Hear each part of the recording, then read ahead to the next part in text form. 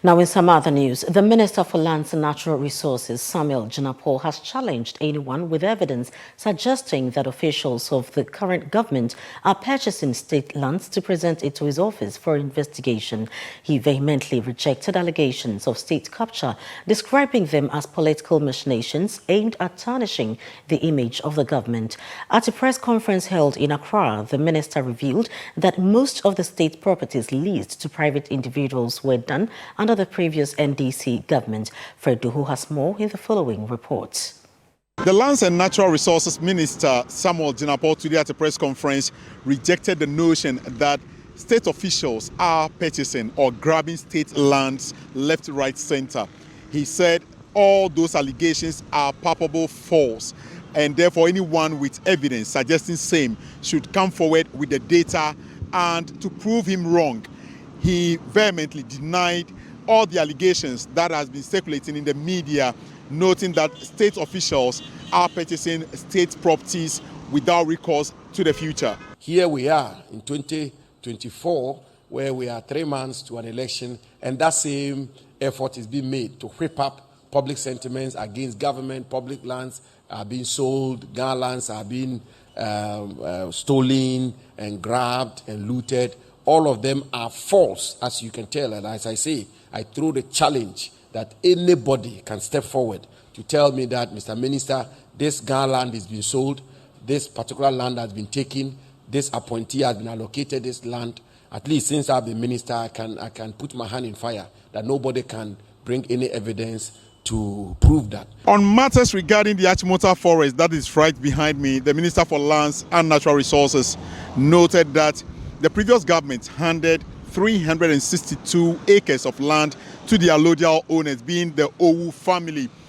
This current government managed to negotiate 100 acres of land out of that, and so far the family is entitled to 262 acres of land within the Achimota forest.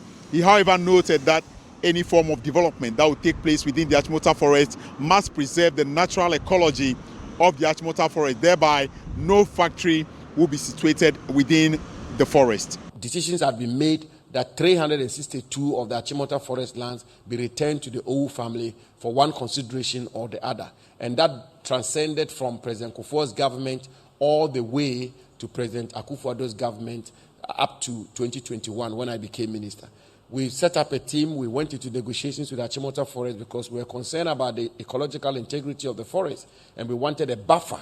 We wanted a buffer between what the Achimota the Owu family will have and what will now constitute today's Achimota Forest. And we were able to negotiate a reduction of 100 acres out of the 362 acres which had been cast in iron by previous governments, and the current administration had been bound legally by previous governments for the release of 362 acres of the Achimota forest. 6 bungalows situated at cantonment belonging to the Judicial Service, which has been a bone of contention over some period now.